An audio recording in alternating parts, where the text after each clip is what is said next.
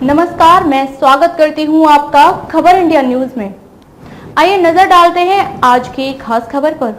महाराष्ट्र की राजनीति में जोड़ तोड़ का सीजन 2 जल्द छिन जाएगी सीएम शिंदे की गद्दी, जाने क्या है वजह। महाराष्ट्र की मौजूद शिंदे फडणवीस सरकार पर संकट के बादल मंडरा रहे हैं। सुप्रीम कोर्ट के फैसले पर शिंदे फडणवीस सरकार का भविष्य टिका हुआ है। इस मुद्दे पर उद्धव ठाकरे गुट के मुखपत्र सामना में जमकर निशाना साधा गया। अखबार के कार्यकारी संपादक संजय राउत ने जमकर निशाना साधा है। राउत ने लिखा है कि महाराष्ट्र की राजनीति में जोड़ तोड़ का सीजन 2 आने वाला है क्या, इस पर बहस चल रही है। शिंदे गुट के 16 विधायक अपात्र होंगे। इसकी भरपाई के तौर पर एनसीपी के विधायक फोड़े जाएंगे।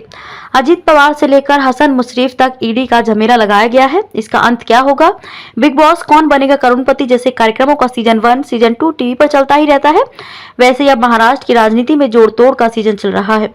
शिवसेना को तोड़ा या सीजन 1, अब एनसीपी को तोड़ा या सीजन 2 आ गया है। ऐसी चर्चा जोरों पर है। जोड़ तोड़ का ही मतलब लोकतंत्र है, यह अब कुछ लोगों ने तय कर लिया है। एक ही चर्चा संजय राउत ने सामना में लिखा है कि महाराष्ट्र की राजनीति में फिलहाल इतनी ही चर्चा चल रही है। विपक्ष के नेता अजीत पवार भविष्य में क्या करेंगे? 15 विधायकों के साथ वे बीजेपी में शामिल होंगे, ऐसा अयोध्या में गए शिंदे और बीजेपी के विधायक छाती ठोक कर कह रहे थे।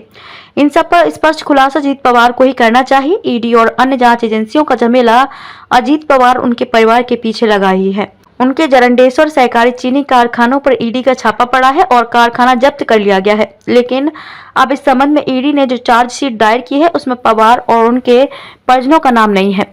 फिर जरंडेश्वर खरीदी के लेन देन में मनी लॉन्ड्रिंग के आरोपों का क्या हुआ? या वो तमाम आरोप हैं और छापे राजनीति दबाव के लिए ही थे? ऐसी दहशत और दबाव की राजनीति महाराष्ट्र में कभी नहीं हुई थी। ईडी और सीबीआई की फाइल कभी बंद नहीं होती। संजय राउत ने सामना में लिखा है कि सरसेनापति संताजी घोरपड़े चीनी कारखाने के लेन देन को लेकर हसन मुशर्रफ और उनके परिवार पर बीजेपी ने हमला शुरू कर दिया है। मुशर्रफ प्रताड़ित होकर बीजेपी में जाएं, ऐसी कुल मिलाकर साजिश है। मुशर्रफ शरद पवार की विश्वसनीय है, लेकिन जेल में किसी को भी नहीं जाना है। एकनाथ शिंदे को भी जेल में नहीं जाना था, इसलिए उन्होंने बीजेपी का मार्ग स्वीकार कर लिया। वह सीधे बेईमानों के सरदार बन गए। संजय राउत ने कहा कि मंगलवार की शाम उद्धव ठाकरे के साथ शरद पवार से मिला।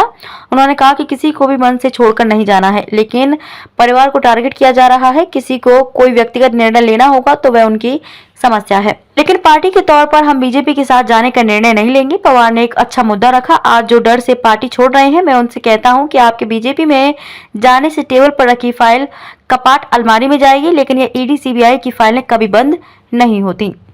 खबरों में अब तक के लिए बस इतना ही। फिर होगी आपसे मुलाकात ऐसे ही एक खास खबर के साथ। तब तक के लिए नमस्कार और बने रहिए खबर इंडिया न्यूज के साथ।